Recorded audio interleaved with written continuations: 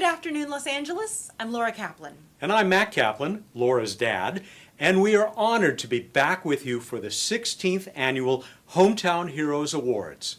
Every year, the American Red Cross, serving Greater Long Beach, South Bay, Metro, and Southeast LA chapter of the Los Angeles region, honors community members who have demonstrated heroism through exemplary acts of courage and humanitarian service. We are excited to do this once again this year. The one thing that is different, as you've no doubt noticed, is we are coming to you in a virtual format. The world has been adjusting to a new way of living for more than 7 months now. We all have had to become familiar with Zoom, Teams, Skype, and the other online tools. The Heroes Committee team has adapted, and we are so happy these inspiring stories can still be presented to you. So without further ado, let's get started with 2 questions.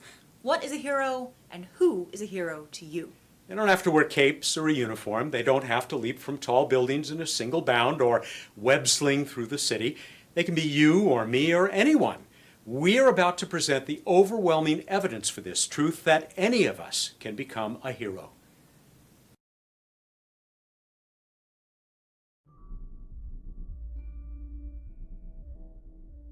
A hero, to me, is someone who connects with the human spirit.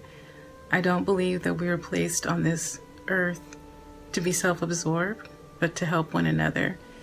And as a humanitarian, that person who takes the time to help someone in need, not because they're told or paid, but simply because it's the right thing to do.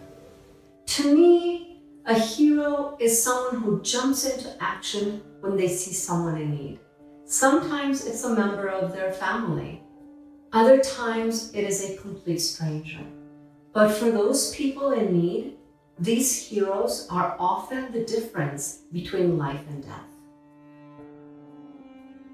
Definition of a true hero is an individual who is of good character, motivated to help others in need, without anyone telling him or her what to do. There are many definitions for heroes and attributes that apply. Bravery, honesty, inspirational, self-sacrificing, all of which accurately describe the Red Cross and their tremendous network of volunteers. Truly, the Red Cross are heroes in every community during an emergency or crisis, just when heroes are needed the most. I spent a career in the Navy as a Navy pilot, and I also worked 20 years with the city of Long Beach with the Long Beach Police Department. And in that span of some 40 years, I had the opportunity to witness a number of heroic actions by sailors and police officers. So I think I speak with a little bit of knowledge when I tell you that a hero, in my estimation, is a person who selflessly acts to help another with no expectation of reward or recognition. A hero is someone with courage and compassion, helping anyone in need without anyone telling them or expecting anything in return.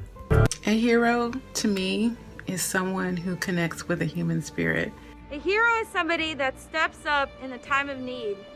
In a year that has caught us all by surprise, it is especially important and crucial the work that our heroes and our communities are doing to stick together and get through this. A hero is someone who inspires us, someone who in a split of a second has the capability to act and help someone else. It's an instinctive reaction, and it happens every day, countless numbers of times. If you've been trained as a Red Cross lifesaver or a Red Cross CPR, you're in a position to be a hero.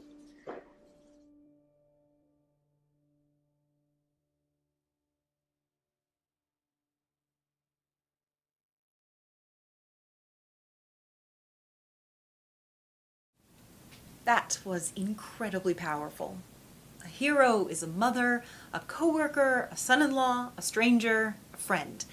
We may not know when help will show up or how it will show up, but these stories are proof that such acts of heroism frequently come from unexpected sources. We also know heroism is about awareness, preparedness, training, courage, and love. Who better to continue the conversation about heroism but the new Chief Executive Officer of the Red Cross Los Angeles region, Joanne Nowlin.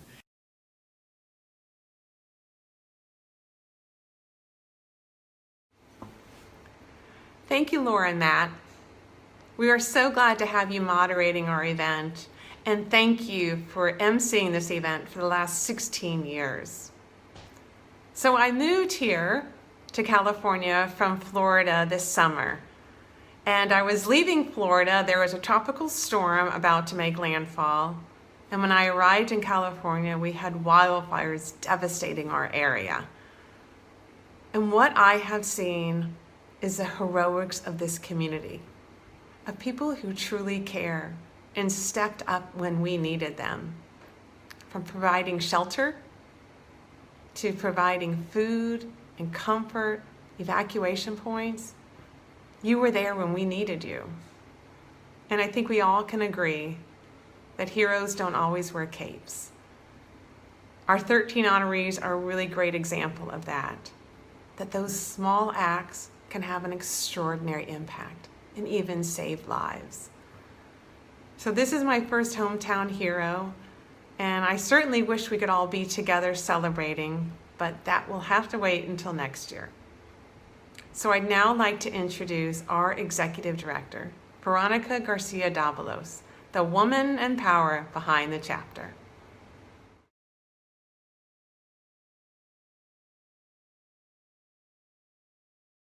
Thank you, Joanne, for that beautiful introduction and for all that you've done for the region in the short time that you've been here. I agree with you. I wish we could all be together, but I am so happy that many people can join us today virtually. Before we get started, I'd like to thank our Hometown Heroes Committee members and staff for organizing today's event. When COVID-19 hit and we went into quarantine, their leadership helped us pivot to where we are today, a virtual ceremony to honor the individuals whose courageous acts have saved the lives of many. And a special thank you to our sponsors, whose commitment to help us navigate this latest challenge remains steadfast. And now, grab a box of tissues and enjoy the event.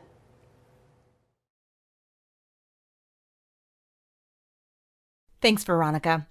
It is my pleasure to introduce you to our presenting sponsor, Big Five, represented by Richard Gridley. We thank them for being a sponsor, as this program could not have come together without their support.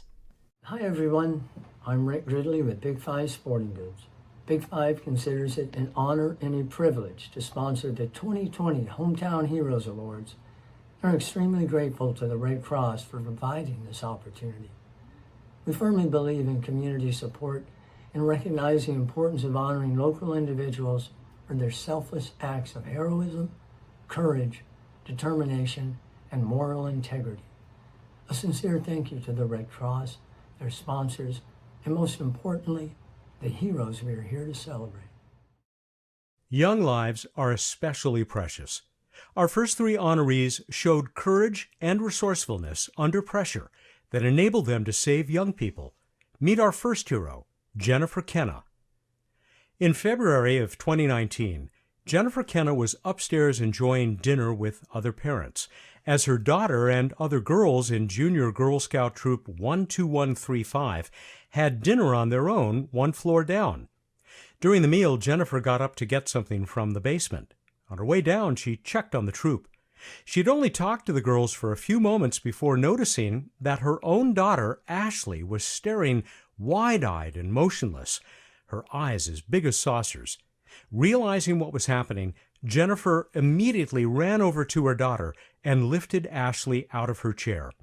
She began performing abdominal thrusts on her while yelling over and over, "She's choking." After what seemed like ages, a piece of steak popped out, allowing her daughter to breathe. Jennifer felt like she could breathe again, too. When Jennifer took CPR first aid classes, she never imagined that she would use her life-saving skills on her own daughter. Although a bit embarrassed, Ashley was grateful for her mother's intervention and showed her gratitude in many loving ways over the following days. Understandably, it took Ashley a bit of time to regain a taste for steak. Take your time, Ashley. Steak will always be there, along with your mother and her watchful eye.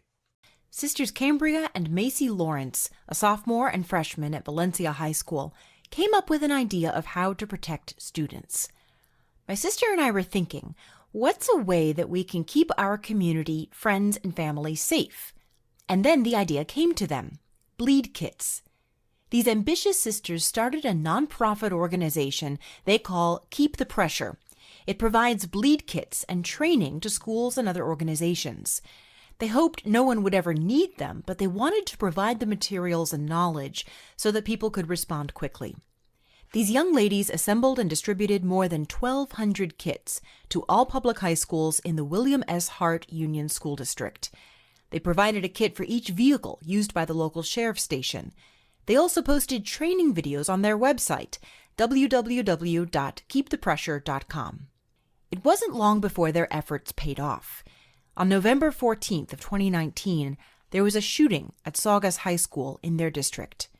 The young women told us, "Our own school went on lockdown that morning. We didn't know what was going on or what was happening at Saugus High School." Later, they learned that their kits and the training they had provided was relied on to treat the victims. They know that at least one student's life was saved when a quick-thinking teacher retrieved the kit and applied what she had learned months earlier in their instructional video. ER Dr. Bud Lawrence said, "After the shooting, 4 or 5 first responders told me the kits were invaluable that day."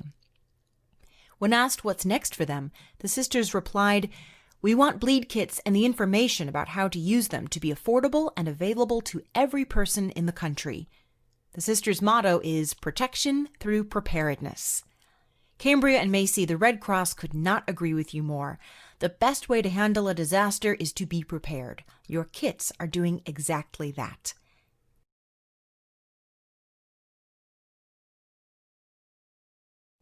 Let's meet another quick-thinking teacher.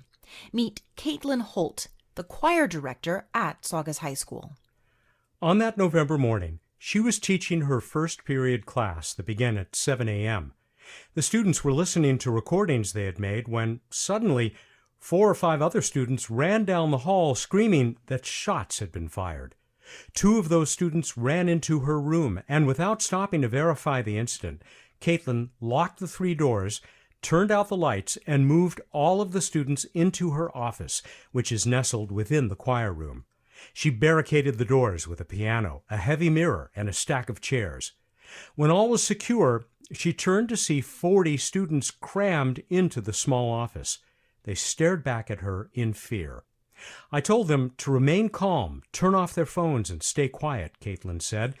After about 10 minutes, one student told Kaitlin that she thought another student in the office had been shot. "I wondered how someone could not know whether she or he had been shot," Kaitlin said. "Using my phone as a flashlight, I saw that one of the students who had run into my classroom was covered in blood. A bullet had gone into her back and exited through her side." Kaitlin ran back to the choir room where she grabbed the Keep the Pressure bleed kit and a first aid kit. She recalls that on her way back, she bumped into the student's arm. The student yelled, "Ouch!" That's when Kaitlin saw the student had also been shot in the shoulder. "I knew I had to call for help. I had one student who said he was an Eagle Scout keep pressure on the wound while I called 911. I told the dispatcher we needed the paramedics right away." Kaitlin and her class are doing fine, and the student whom Kaitlin helped is doing well too. So well that she joined the choir the following term.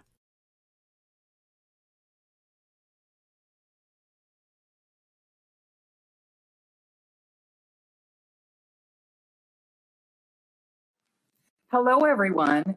I'm Tiffany Rao from Marathon Petroleum, and I am just so happy to be back again this year sponsoring the 2020 Red Cross American Heroes Celebration event.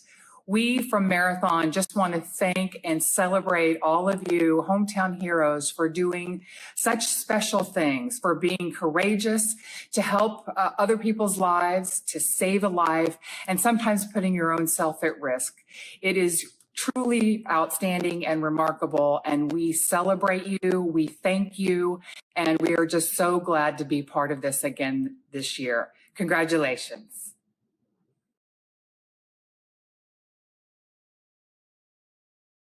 Our next 3 stories detail the power of community. You don't have to personally know someone to know that when they need help, you can be the one taking action to help them. On the evening of April 10th, 2019, at about 5:30 p.m., Matthew Kang headed out from his home in Torrance. While driving down the street, he passed a neighbor's house and noticed something that, in his own words, looked out of place. There was a man lying on the ground, partially across a lawn, motionless. Matthew stopped the car, backed up his vehicle, and got out to ask if everything was okay. In doing so, he realized his instinct had been correct. Matt approached to offer help and found the individual to be non-responsive, but he was breathing and did have a weak pulse. Matt immediately began delivering chest compressions, as trained, having completed several Red Cross life-saving courses. He ran back to his truck to grab his cell phone and call 911. A crowd had started to gather, and another individual stepped in to call for help. Matt returned to administering CPR. The stricken man started gasping for breath, although he remained unresponsive. Matt performed CPR for about another 5 more minutes until the Torrance Fire Department EMT personnel arrived. EMT administered several defibrillation shocks and injections before transporting the unresponsive man from the scene. This unexpected experience had a profound effect on Matt. He tried to follow up to learn how the man was doing, but Matt didn't know his name, making his search difficult. He called hospitals in the area, but to no avail. Matt then shared his experience with an individual at the Torrance Fire Department, hoping he could help identify the individual through their incident report. Amazingly, as it turns out, the individual, identified as Michael, had been trying to connect with Matt too. Matt and Michael finally met up almost 7 months later. Matt notes that if Michael hadn't been wearing a bright yellow t-shirt while on his jog, Matt might not have seen him there. The two men have been connected forever by this incident and remain close, fond friends.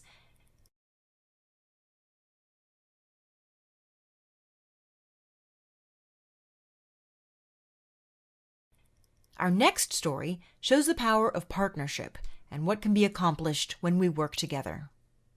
On June 12, 2019, Michael Kingston and Nicholas McMurray were working as building security at a high-rise residential complex in Long Beach. While performing their duties, they encountered a person who was behaving strangely, possibly having a psychiatric emergency. They saw the person climb into a trash chute in an apparent suicide attempt. This trash chute was located 3 stories above the basement level of the building, where it ended in an industrial trash compactor. A fall from this height would certainly have resulted in death. Even though it was outside of their usual job duties and came with risk of harm to themselves, Michael and Nicholas didn't hesitate to quickly approach the subject and take hold of his legs that were sticking out of the chute entrance. They were able to prevent him from reaching the drop point of the chute and kept a firm grip till police officers and the fire department arrived. The subject was rescued from the trash chute and transported to a local hospital. Without Michael and Nicholas's efforts, the man would surely have fallen to his death. He is alive thanks to their quick thinking and action under stress. Paul Steffen was on his way to Denver for work. 1 hour into the flight attendant, who had seen Paul's EMR patch on his back, got on the PA and asked for any medical personnel on board. Paul remembers that in the middle of the announcement, she pointed to him and said, "I need you now." With no other medical professionals present, he jumped into action to help another passenger, a 43-year-old double-arm amputee. Just as he had learned in his emergency medical responder class, Paul says, "I did the 30-second assessment and immediately recognized a heart attack without an arrest." The woman was able to share that she'd already had a myocardial infarction, a heart attack, a year before. Paul asked for oxygen at 15 liters, masked her, and then broke out the AED just in case. The pilot asked if the flight had to be diverted. Instead, Paul told the pilot to call Med Control.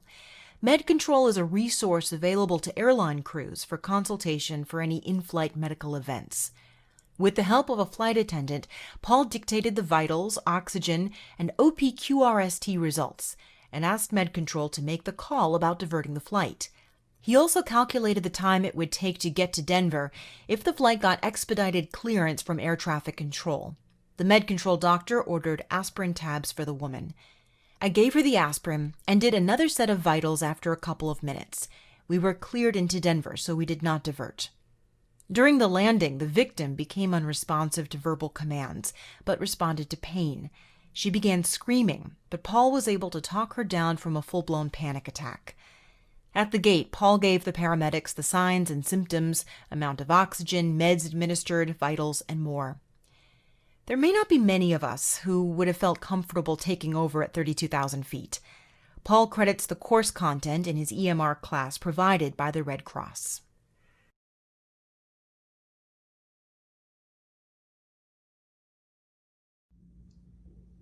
Hello everyone, my name is Scott Dauscher and I am honored to represent Atkinson Ambelson, Lawyer Rooted Romo as a proud sponsor of the 2020 American Red Cross Hometown Heroes Award celebration. We are so excited about supporting Hometown Heroes every year because it allows us to recognize our neighbors and community members for incredible acts of kindness and humanity. Particularly this year, with all of the major challenges we all face, taking the time to honor these heroes who have answered the call takes on even more meaning.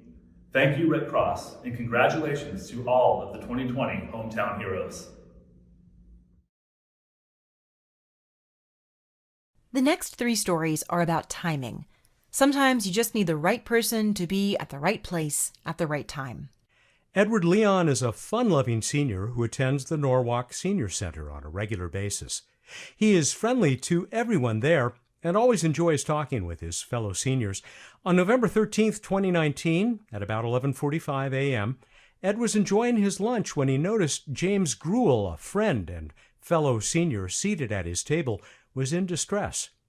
Ed calmly asked if he was choking, and James nodded yes. Ed jumped into action and began the abdominal thrust maneuver. James was able to expel the food and regain his breath. Ed's natural tendency to help people led him to jump to service and become a hero at the center. As it turns out, Ed had saved his stepdaughter in the same way many years ago when she was only 5 years old.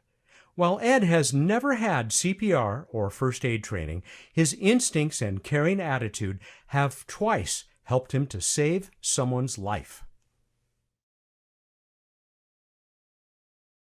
On August 3, 2019, Gabriel Doby, a Long Beach Police Department officer, planned to spend his day off attending a children's birthday party at an apartment complex in Irvine. After making the short trip from his home in Los Angeles County to neighboring Orange County, Gabriel started off the afternoon with family and friends, gathering around the apartment complex pool area. As the party progressed, something caught Gabriel's attention. A 7-year-old girl was being pulled out of the pool by a neighbor. Whether it was his training as a first responder or just instinct, Gabriel recognized something wasn't right and suspected the child was in distress. The neighbor who found the young girl told him that she saw the child swimming but then noticed she had not surfaced for a while. The child was now unconscious. Gabriel couldn't find any signs of breathing or pulse. He told someone to call 911 and immediately began to perform CPR, delivering chest compressions and rescue breaths. He continued for 2 to 3 minutes. This seemed to revive the child. She gasped for air for a few seconds, but then fell unconscious again. Gabriel continued CPR, as he'd been trained, until EMS arrived on the scene and took over, ultimately transporting the child to a nearby hospital.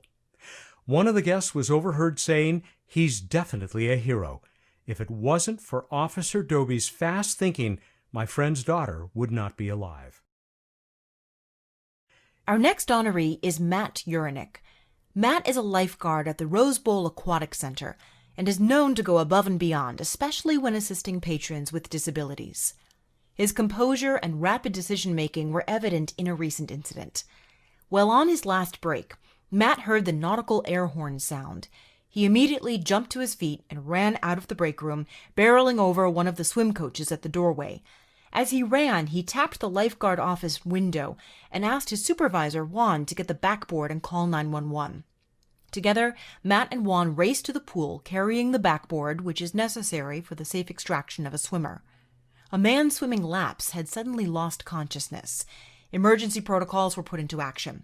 Matt coordinated the other lifeguards and delegated the step-by-step emergency procedures while alternating CPR with his supervisor, Juan. EMS soon arrived. Thanks to Matt's quick response and the coordinated efforts with the rest of the team, the swimmer was able to recover from his cardiovascular incident. Within 2 months, he was back at the pool. And where did Matt receive his CPR training? The Red Cross, of course.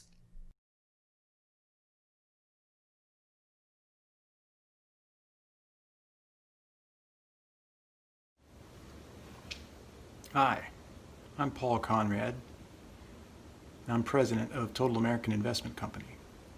We are a proud sponsor of the 2020 American Red Cross Hometown Heroes event. Our family of companies have been sponsoring Hometown Heroes for almost 10 years now. I also serve on the board of directors for the local chapter of the American Red Cross, and I have had the privilege of chairing 2 annual Hometown Heroes events. As I record this today, the American Red Cross has thousands of volunteers deployed across the country, serving tens of thousands of people who have been forced from their homes by wildfires, flooding, and hurricanes. We see these disasters in the daily news. Our Hometown Heroes event focuses on a different aspect of humanitarian service. Service at the individual level. From my first attendance at a Hometown Heroes event, I was struck by the magnitude of impact that these individuals can have on the people they help. Our heroes are ordinary people going about their daily lives who find themselves suddenly at the epicenter of another person's disaster. And they don't turn away. They don't pass by. They act. And in so doing, they make a difference. Their actions aren't reported in the national news, but in that moment, by giving of themselves, they become the most important thing in the world to the person who needs their help. They are heroes. So congratulations to this year's Hometown Heroes. We are honored to tell your stories. Congratulations too to Roger Theroux, who will be accepting the Armed Forces Services Award in honor of his recently deceased father, recognizing his father's outstanding service to this country. And a big, big thank you to this year's corporate hero, Phillips 66, for their generous support of the American Red Cross. The Red Cross mission is not possible without support of America's great corporations. And Phillips 66 is a shining example of their generosity. Finally, for all of you and all of us who support and participate in the Red Cross mission, sleeves up, hearts open, all in. Thank you. As Paul mentioned, Mr. Theroux passed away a few months ago. His son, Roger, accepted Marvin's awards, saying that his father was looking forward to this ceremony and was very honored to be recognized. Marvin's legacy and heroics will always be with us. Marvin enlisted in the Navy on August 18, 1942. This was in Red Lake Falls, Minnesota. At 20, he had never left the state. Now he was sent to San Diego for training. Assigned to Squadron VB-106, Marvin started out with gunnery school and then made his way to Hawaii for more training on aerial gunnery. His squadron's first mission was to Midway and Wake Island in the South Pacific. It was 1943 when he began his fight in World War II as a belly gunner. During his first tour, they bombed and strafed islands and many small to mid-sized barges and ships. Recalling that tour, Marvin declared, "One of our worst experiences happened. We had attacked a gunboat, and our plane captain was killed. One of our gunners was hit 3 times in the leg. All this happened just 3 missions before we were relieved from duty and told to return to the States." Marvin returned to Minnesota. During a 30-day leave, he bought a car and drove it back to San Diego, where he was assigned to a new squadron and a new plane, the PB-4Y2 Privateer. After months of training in Hawaii, the squadron was back on combat duty by way of Johnson Island to Kwajalein Island. They started their patrols on December 14, 1944. Marvin and his crew flew over Iwo Jima, providing protection for planes that took pictures, so the Army would have better knowledge of the island. Later, Marvin was stationed on Iwo Jima with his squadron so that they could fly close to Japan. After leaving Iwo Jima, Marvin and his squadron went to Palawan in the Philippines to strike Borneo and French Indochina. In June of 1945, with all these missions under his belt, Marvin was grounded and had to miss one because he was sick. It turned out to be a saving grace. My crew never came back, Marvin remembered. It was a very sad time, and though he felt lucky to be alive, he had lost his friends. I flew with another crew until the end of the war in July of 1945. Once again on this tour, we destroyed ships and land-based installations. Adding up all his tours, Marvin flew 1,700 hours and 114 missions. We were so lucky to be able to speak to Marvin and hear all his stories. He lived an incredible life, which he devoted to service. We are honored to recognize him today. Please join me for a moment of silence in remembrance of Marvin Theroux and a life of courage.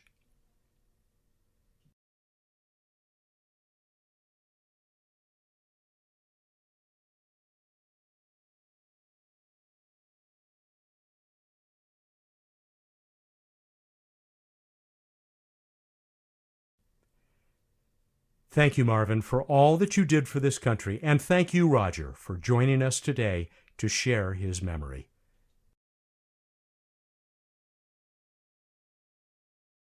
In addition to the individual heroes we are saluting today, we also recognize there are corporate heroes that go above and beyond to support the programs and services of the American Red Cross here in the Los Angeles region and across the country. Today we are proud to acknowledge Phillips 66 as our corporate hometown hero. During the course of the past year, Phillips 66 has organized several blood drives, encouraging their employees to give the gift of life by donating blood and blood products. They are a generous sponsor of the LA region's Prepare LA initiative, donating $20,000 to help people prepare for and recover from disasters. They have even organized teams of volunteers to take part in our local neighborhood program, installing smoke alarms and giving families important information about disaster preparedness. When COVID-19 hit earlier this year, our partners at Phillips 66 didn't hesitate to pivot their employee engagement away from the Prepare LA campaign to support the Red Cross Los Angeles Unified School District meal distribution operation, which provided meals to families who were negatively impacted by school closures at drop-and-go sites around the region. They even doubled down on that support with a $10,000 financial gift. Their financial support doesn't end there. As wildfires began to ravage the West Coast and hurricanes pummeled the southern shores of the U.S., Phillips 66 was there committing a total of $1 million to support disaster relief, including $200,000 to support California wildfire relief efforts. Phillips 66 is a shining example of what companies can do to support our communities and the American Red Cross. They are a true hometown hero. Please join me in congratulating Phillips 66 for their outstanding support.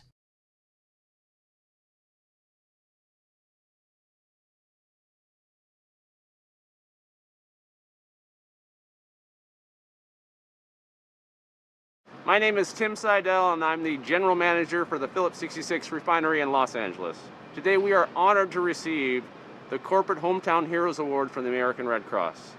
This year has been an exceptionally challenging year for us in 2020, with the combination of our pandemic, with the hurricanes we've had in the Gulf Coast, and the wildfires right here in California. The American Red Cross has been leading the response efforts for us in our community. Today we are honored to partner with them and continue to partner with them as we go forward. Making a difference also includes donating blood, and every year we honor individuals who have given more than their fair share to help keep blood banks filled. We all know blood is essential. When the pandemic started in March, the nation faced a severe blood shortage. Thank you to all those who were able to answer the call to donate. It was a scary time when so much was unknown. We commend your courage. A few months later, when plasma was needed to help treat those who were fighting COVID-19, the community answered the call and came out to donate. It's a simple act, but one that is so heroic, literally giving a piece of oneself to help others. Sounds like heroes to me. Our first blood donor champion this year is Robert Gray. Robert started donating blood in 2003, but really stepped up his commitment in 2019, 16 years later. That's when he made his first platelet donation. Many of Robert's family members have been affected by cancer, and he had heard that giving platelets helps people fight cancer, and that they were in high demand. So he came back every week for 20 weeks in a row, donating 57 units so far. That is simply amazing, and a serious time commitment. Our second donor champion is Michael Elmendorf. Mike has donated an amazing 865 units of platelets. That's in addition to 24 donations of blood. He made his first donation on March 17, 1987, more than 33 years ago. Mike said donating blood is a part of who he is and almost a family tradition. When Mike was growing up, his father would take him to the Red Cross when he gave blood. So when Mike was old enough, he started donating blood himself. Having had a teenage cousin who died of a brain cancer influenced his choice to start donating platelets. Now he really looks forward to each opportunity. 1 pint of donated blood can save up to 3 lives, which means that through their donations, Robert and Michael have saved hundreds of lives. Hi, my name is Diana Morel. I am a chapter board member and the Hometown Heroes event chair. Throughout my involvement with the Hometown Heroes event, I have had the pleasure of working with many wonderful volunteers and dedicated chapter members. This has been a moving afternoon filled with incredible stories of heroism. And as you can see, the smallest act can have a lasting effect. So congratulations to all of our hometown heroes and the blood donor champions. Thank you to our sponsors. We sincerely appreciate you standing by us during these unprecedented and challenging times, and we look forward to seeing you for your support next year. Thank you to our committee members, our volunteers, and staff. Your commitment and passion is appreciated. Without you, all of this would not be possible. And thank you all of you for joining us. We sincerely appreciate your time. And I'd like to remind you that during these times, our disaster responders, our volunteers, are still being heroes to many, many people throughout the nation. So please, if you are able to donate, please do so. Thank you very much. Thank you everyone so much for joining us. We hope you enjoyed this virtual version of our yearly celebration.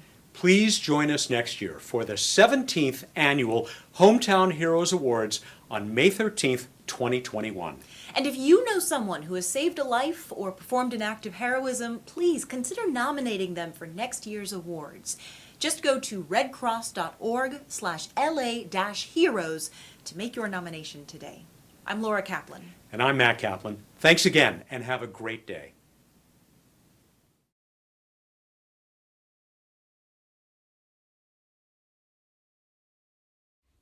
Sleeves up, hearts open, all in.